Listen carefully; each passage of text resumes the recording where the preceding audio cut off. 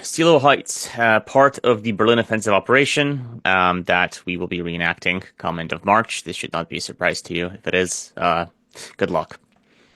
Some historical background on what our first Belarusian front has been doing this whole time in the past year.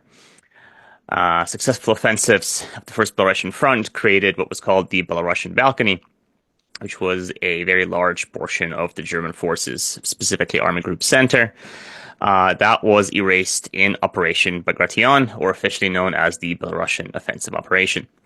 You can see that we were no slouch as well. The first Belarusian front advanced up to the Vistula River just outside of Warsaw. Stalin wrote on November 6, 1944, the Red Army carried out its patriotic duty and liberated our fatherland from the enemy. Now and always our lands are free from Hitlerite scum.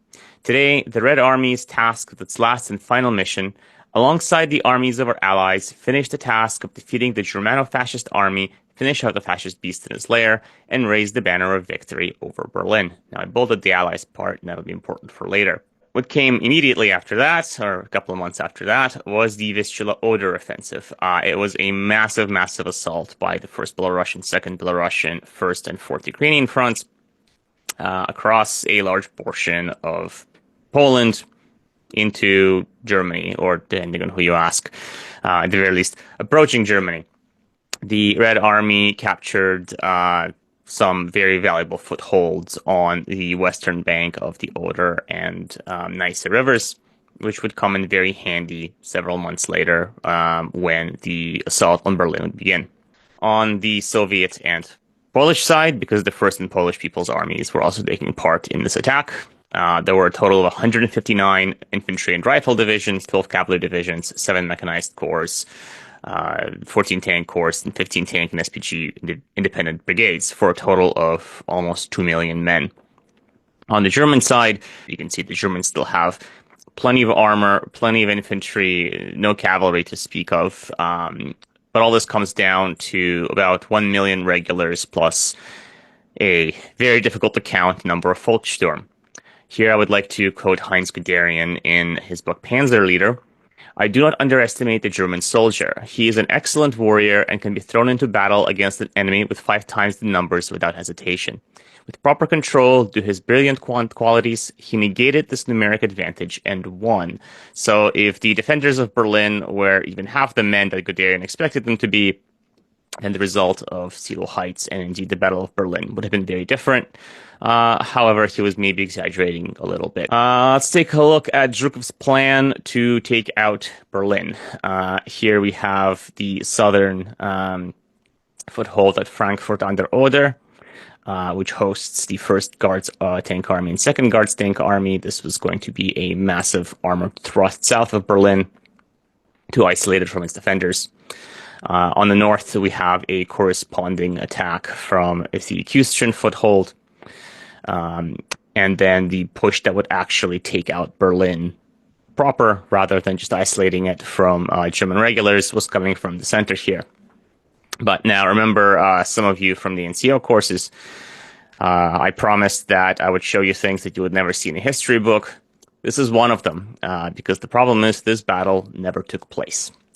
Let's swap over to the Western Front just for a second. You can see that around this point, March of 1945, the defenses of the Rhineland collapsed. Both Montgomery's 21st Army Group and Bradley's 12th Army Group are making huge ingress into Germany proper through German industrial regions. The German defenses are collapsing. You can see they have quite a way to the Elbe to go. I have cut the map to show Berlin over there in the corner, which is the key problem. Stalin is a little bit paranoid, as was his nature. He expected the Western Allies to push all the way to Berlin across the Elbe, regardless of their agreements earlier that year. And as we all know, possession is 9/10 of the law. It would be very easy to go to Berlin and say, oh, look, we captured the German capital. Doesn't matter what the Russians over there were doing. That was just the Eastern Front, was just some sideshow. Look at us, we were the ones who won. Stalin, of course, had no way of knowing this, but while Churchill and Montgomery had the desire, if not the ability, to take Berlin. Eisenhower definitely planned to keep Roosevelt's promise, and, well, he also had quite a number of Germans in his rear that he would have to fight off. Stalin wanted Zhukov to get to Berlin as quickly as possible.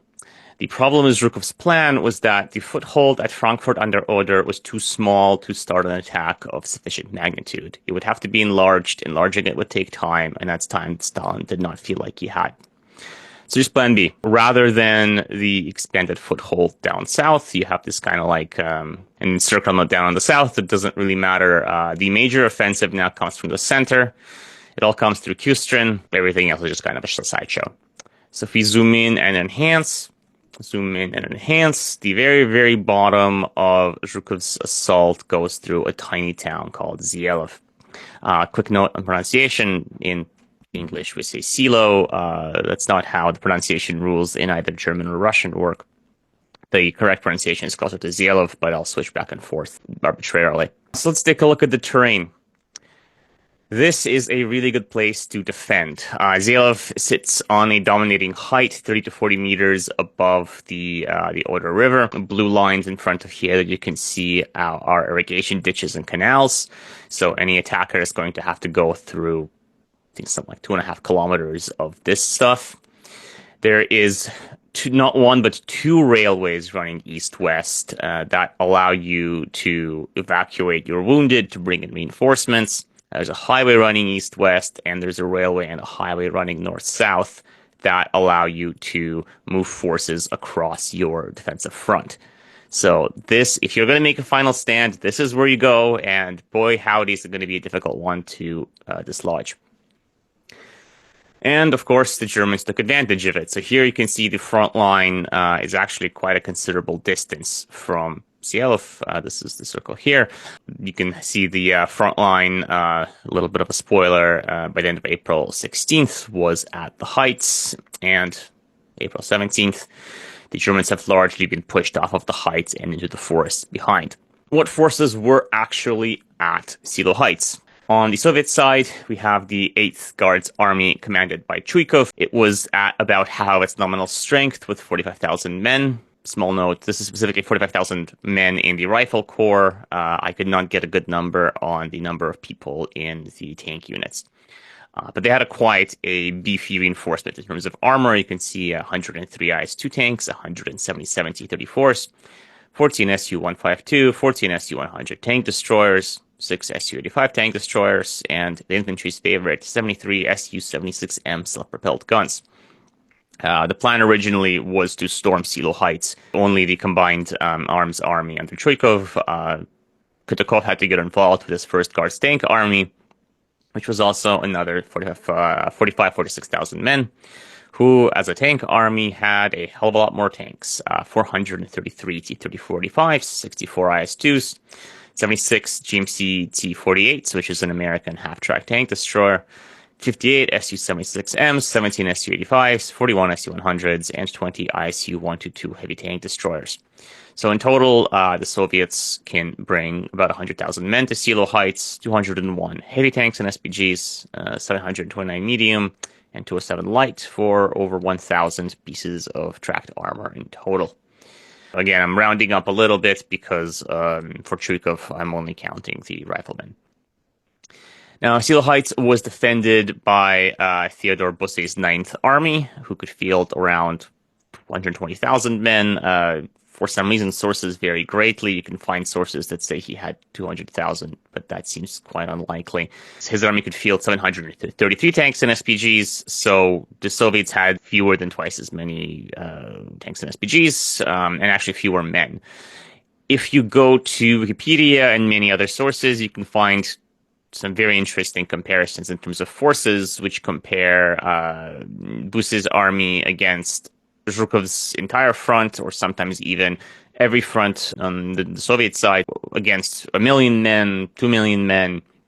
The actual forces committed against Seelow Heights was only a small portion of Zhukov's entire army. So Theodore Busse was a very skilled general. He was specifically a specialist of the defense. And as mentioned before with the map, this was an ideal defensive position. His strategy involved relying on a combination of artificial and natural obstacles, so minefields, pillboxes, barbed wire, hills, rivers, irrigation ditches. He would hold Zhukov's first Belarusian front at the heights, and around the heights, he would bleed them for as long as possible, which was supposed to be about 2 weeks. Once defense becomes impossible and nobody was going to hold on to Seelow Heights forever, Busse would retreat, fighting the retreat to Berlin, settle in Berlin as a garrison, and defend from the Soviets from there. His quote was, "We can consider our objective complete if American tanks attack us from the rear." So, very clearly, he was expecting to fight against the Soviets for as long as he possibly could. Against him, we have Zhukov's plan. Zhukov had the opposite strategy. His goal was to prevent the Ninth Army from retreating back to Berlin, but he couldn't just bypass Seelow Heights. He had to prevent them from striking into the flank of his attacking forces as well. Since the Frankfurt under Oder foothold was too small to support the southern flank of the pincer movement, and the Ninth Army would just simply retreat if the Seelow Heights was attacked directly from Kustrin head-on, he had to pull a kind of a pincer maneuver. So the First Belarusian Front would attack across the entire front line of the footholds across the river. They would bind the enemy and prevent his retreat. Once the foothold is enlarged sufficiently for the first and second Guards tank armies to cross, the enemy's retreat to Berlin would be cut off with a flanking maneuver. The plan was to take Seelow Heights within the day with minimal losses. So you can see here, but you can see that there's this line, the wiggly lines showing where the defensive starts. Down there, Frankfurt is circled. Day one is this shadowy dotted line, is already past Zeelovskikh. So this was a speed bump to Zhukov. He really did not consider resistance to be significant. Now for the fun part, and what we are probably going to be doing on Thursday and Friday is the preparations. So the engineers were building crossings across the Oder because you need to get quite a number of forces across there to attack.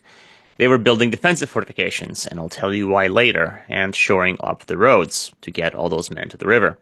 They were also building decoy tanks and just doing general battle training. Artillery was busy with harassing fire. You can't just not shoot at the enemy lines when you have artillery. That also helps you dial in to enemy landmarks because artillery tables and calculations can only take you so far. They were also sniping at German floating mines. The Germans were floating mines down the Oder to try and blow up Soviet crossings, so you had to take them out with cannon fire. Around the first week of April or so, there was actually an order to start preserving ammo, so 76 millimeters and up required permission from the Corps commander to shoot. Smaller guns were, of course, fair game. Armor was also, as you saw in the force breakdown, a significant part of the attack. And so they were doing training of their own. There was a ton of new armor pouring in to replace what was lost on the way to the Oder, including 100 Sherman tanks, which, if you've read my book, also took part in the attack on Berlin. Maintenance training with infantry, combined arms training, very, very important because your average soldier does not know what to expect from a tank or how to fight alongside it. In addition to training alongside the tanks, how to fight with them, the infantry was also training how to fight against them. Panzerfaust and Panzerschreck usage was a large part of the training, and actually 1/4 of the hundreds of thousands of captured Panzerfausts were used up for the training preceding the Berlin offensive operation. There were some German fortifications east of the Oder that were similar to the ones that the Soviets were going to be facing once they got into Germany proper. So the infantry and the sappers were training to attack those. Cooperation with artillery was very important as well because the plan was to approach the heights following a creeping barrage closely, which is a World War I tactic, but it's a very effective tactic, so they're going to do it. And then, of course, city fighting, because getting to Berlin was only half of the plan. Once you were in Berlin, you are going to be fighting a Stalingrad style, every block, every building, every room. It's going to be hard. Everybody knew it was going to be hard. So assault groups for city fighting were a very important thing. And then the famous spotlights. The spotlights were multifunctional objects. In addition to illuminating the terrain and blinding the enemy, they were designed to allow the infantry to keep their bearing, pointing at the edges of various sectors, and they would also send signals. If you move a spotlight up and down, that would indicate, this is where the attack is. So more about the spotlights. They had about 140 of them, so if you're not familiar with what an anti-aircraft spotlight looks like, it is big. Because you're supposed to see the beam all the way up in the sky to eliminate enemy bombers. You had 12 to 15 of them across a 2.5, 3 kilometer front. Each one was 200 or 250 meters apart from the next one. They were positioned 1 kilometer behind the front lines. They would illuminate about 3 kilometers deep into enemy territory. So that was deep enough to get to the Seelow Heights themselves. You read a lot about the spotlights that I have no idea where this information came from, because it appears entirely made up based on actual documents written after the operation.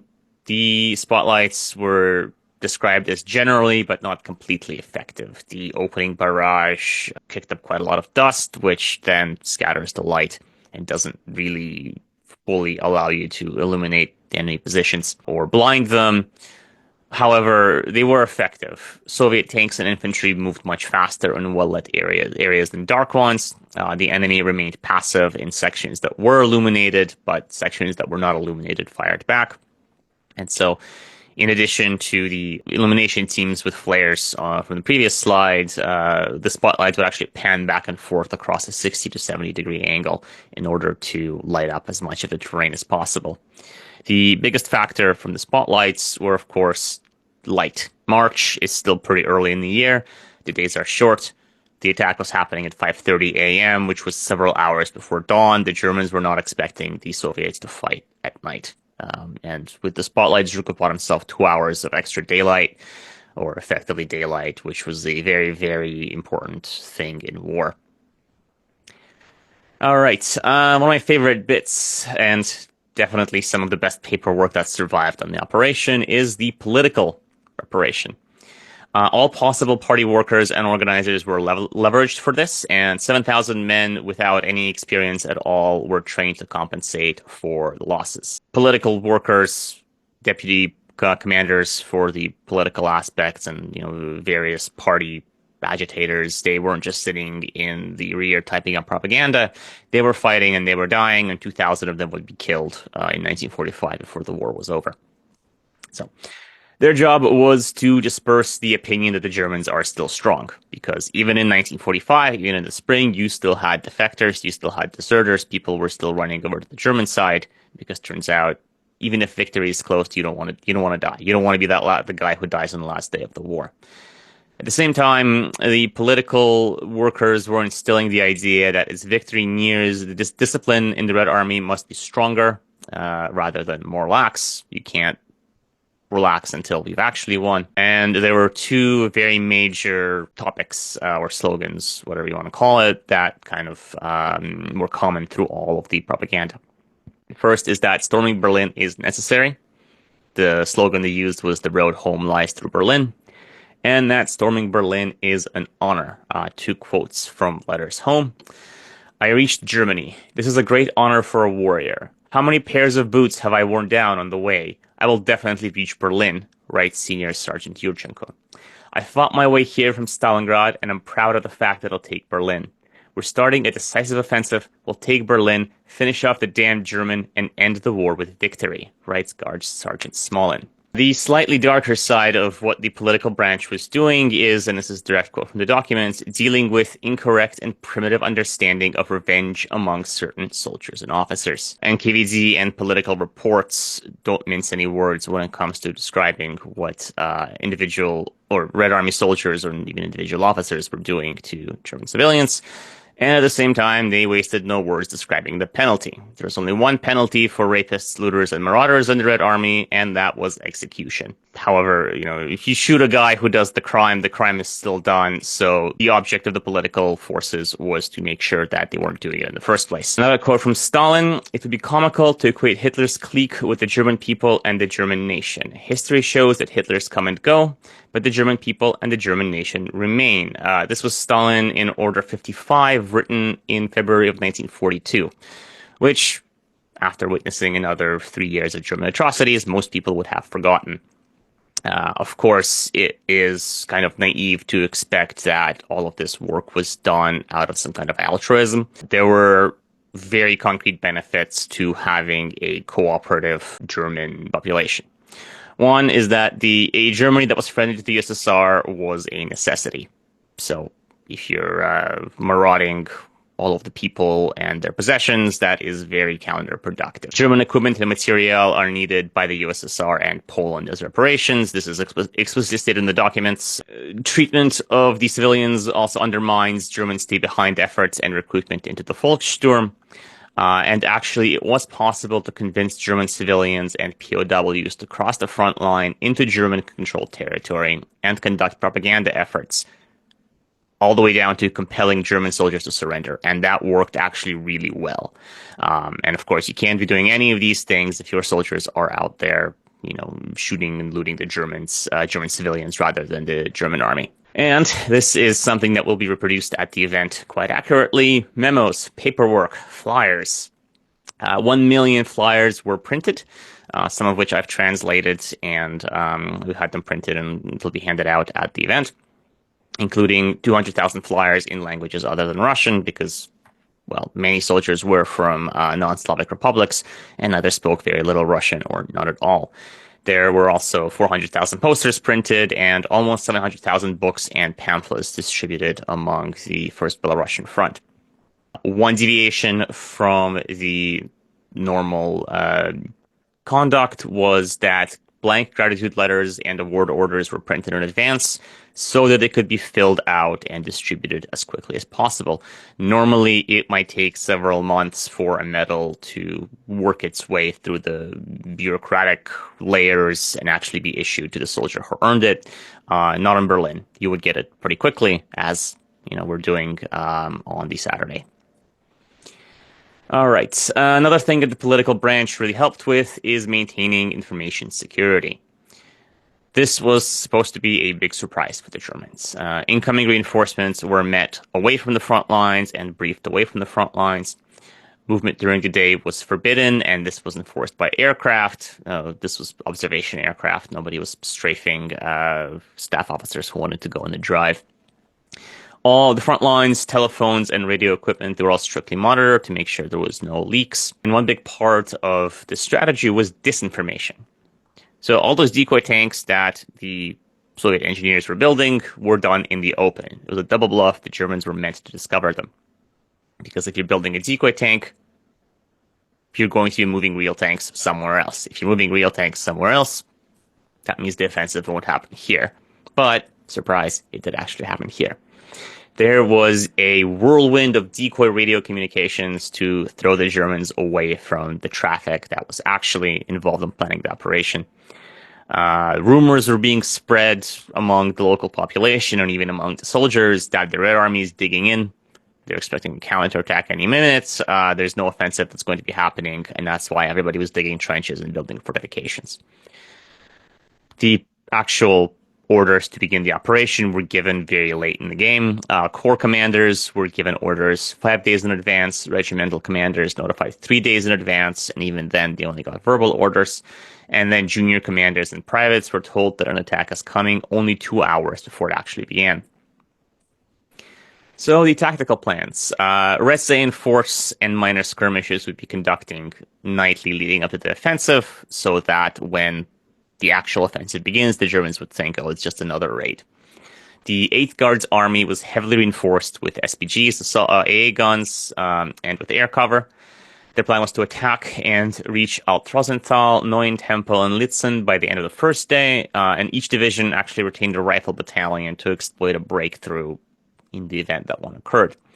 Then, 1st Guards Tank Army, reinforced by the 11th Tank Corps and 4th Guards Rifle Corps, taking the air cover formerly assigned to the 8th Guards, enters the breach made by the 8th Guards Army and beelines to Berlin. So let's see how well this plan actually worked out. April 14th. The day began with a 10-minute artillery barrage, so 7:30 is actually around dawn. At 7:40, RSA in force began, with 3 infantry divisions held in reserve in case the RSA continues on into a full-blown offensive. The foothold on the Oder was somewhat widened, but the most important part is that enemy forces that were in front of Seelow Heights, all of those irrigation ditches and channels and whatnot, were bound in combat. They could not just withdraw back into the heights and let the Soviets hit empty space. On the next day, or rather at night, rifle divisions began to cross the Oder in small groups. Tanks would also cross and were hidden on the western bank for the offensive next day. All flares and flare guns were confiscated from rear echelons and issued to frontline troops because that's where they were needed most. At the very, very end of the day, you have the first reconnaissance pass to make sure that the enemy is still actually there. Because if they withdrew back to Seelow Heights, then it would be a very different battle. April 16th, the first day when the Berlin offensive operation officially began.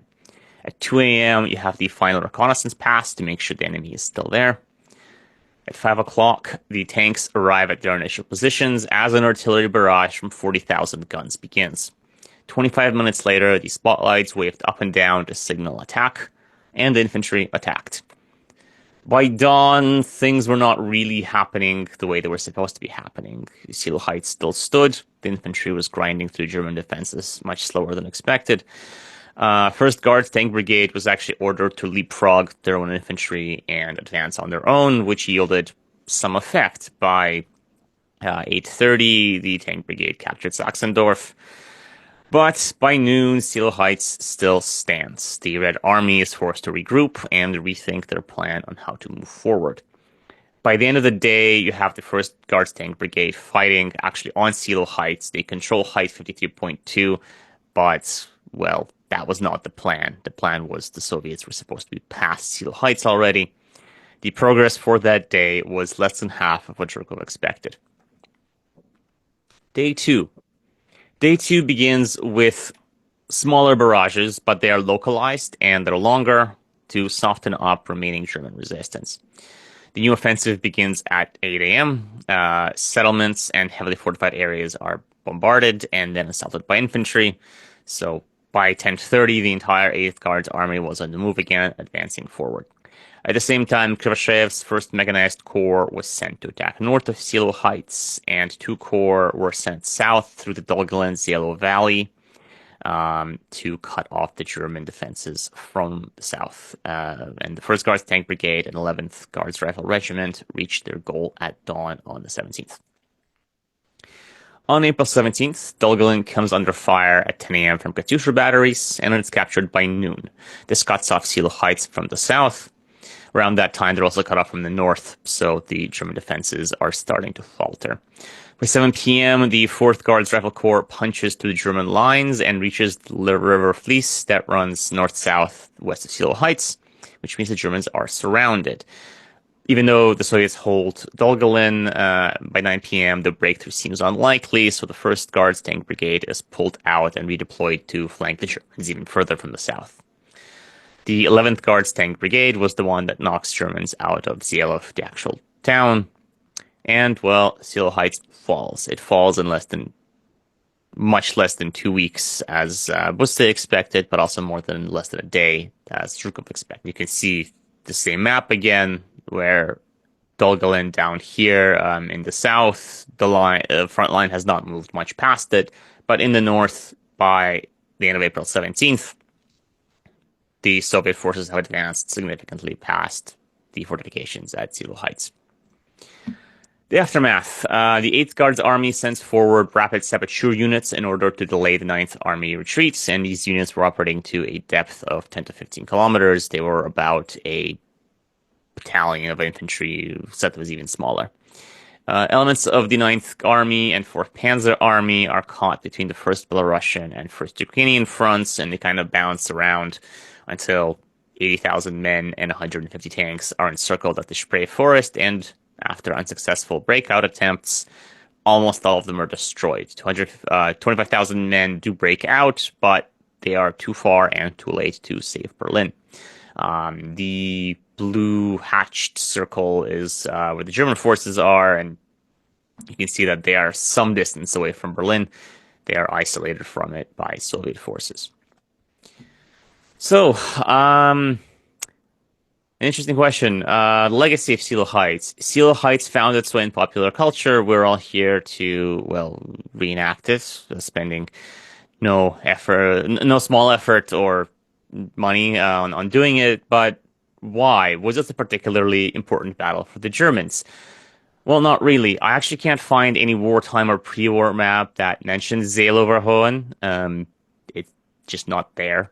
It wasn't a Festung. There was no order or plan to stand there to the last man. Busse's plan actually involved a fighting retreat, whereas Seelow Heights was just the first stage of it, rather than the entire plan. Was it important to the Soviets? Again, kind of not really. Soviet maps, if they show Zeelov at all, they show it as a speed bump in front of Zhukov's front. Seelow Heights specifically does not appear in Soviet maps or in documents anywhere that I could find. There was no special celebration for the heights. I could only find one photo shoot of the heights themselves. The majority of documentation for the event was at the actual town. Maybe it was a huge success. Well, kind of not really. The Ninth Army retreated from Zeelov in some semblance of order. They were only shattered at the Halbe a week later. The breakthrough of the Oder foothold happened north of the heights anyway, with 3 of Zhukov's remaining armies. Neither was Seelow Heights a particularly huge failure, so the Red Army did lose 20,000 men here, 5,000 to 6,000 of which were killed. The discrepancy is because the Red Army reported losses in 10-day increments, so it's hard to say how many exactly. This was a small portion of the Berlin offensive operation, where 261,267 in total were casualties and 80,000 were killed in action. This is actually a proportional loss. Seelow Heights was not particularly egregious in terms of casualties. It wasn't a cakewalk. It was just kind of there. Here's some screenshots from documents. On the left, you have award orders for men who excelled at specifically taking Seelow Heights. These are men of the 8th Guards Army. The word Heights does not appear in their order. What they defeated is described as long-term enemy defenses on the western bank of the Oder. And that's in every award order that I've seen. The word Heights isn't mentioned. On the right is the Soviet Information Bureau news bulletin on Soviet achievements for that day. It mentions Zeelov rather than Seelow Heights. And this is actually the only place in any dispatch where this word appears. So it wasn't really a greatly celebrated battle. Here we have actually a map from the Soviet Encyclopedia of the Great Patriotic War, really good maps in that book, of an operation conducted in March of that year to widen the foothold at Kustrin. So you can see Kustrin here in the Oder River running north-south. The big red circle is where Zeelov would be, but it's actually not even, it doesn't exist on this map. It wasn't, even though this attack took a part of the geographical feature of Seelow Heights, it wasn't mentioned at all. So why are we doing this? If this battle didn't matter, why are we reenacting it? And how do we actually even know what this event was? Well, the trick with history is that it doesn't stop happening when you want it to. Stalin was very, very afraid of Zhukov. Zhukov was tremendously popular, and so Stalin started a smear campaign against him in 1946, specifically accusing him of Bonapartism, in addition to a bunch of other stuff. Naturally, Zhukov is kicked out of the party, removed as the head of the armed forces, and banished somewhere far away, first to the Odessa military district and then beyond the Urals. He was only rehabilitated with Stalin's death, as you can see in the very historically accurate documentary Death of Stalin. However, the new stage of his career did not last long, and he is kicked out again in 1957 and entirely dismissed from the army in 1958. Anybody politically tied to Zhukov, now is a great time to stab him in the back and distance yourself from him, as Konyev does. Konyev was the commander of the First Ukrainian Front. He was the initiator of the race to Berlin. He considered Zhukov a rival. He considered it a historical wrong that he didn't take to Berlin and Zhukov did. And so he took advantage of the situation to discredit his rival. The frontal offensive on Seelow Heights fits Konov's narrative that Zhukov is just a butcher. He just won by throwing meat at his enemy without any skill and without kind of any subtlety. We blame the West for kind of this Cold War propaganda, but unfortunately the stereotype of Zhukov the butcher was born in the Soviet Union rather than in Germany or the US or the UK. And coincidentally, out of all of Zhukov's subordinates who fought in the Battle of Berlin, only Chuikov and Kadukov were the ones to leave memoirs. They both fought at the Heights, and the army commanders who did not fight the Heights did not leave any memoirs, and so you get this disproportionate fame for this one specific part of the battle. So in conclusion, the battle at Seelow Heights was a small part of the Berlin offensive operation, and even then, an even smaller part of the breakout from the Oder beachhead. In 1945, the battle was not considered very important. However, the Battle of Seelow Heights is important today because it serves as an example of some very important things.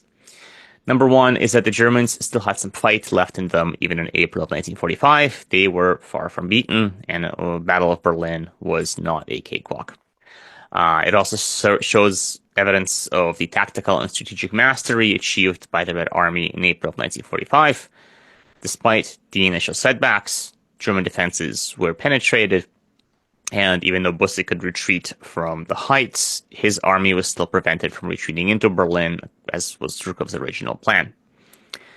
It also serves as evidence of Stalin's personal interference in Red Army strategy for political reasons, even as late as 1945. And finally, it shows how historians must always be vigilant and treat their sources critically.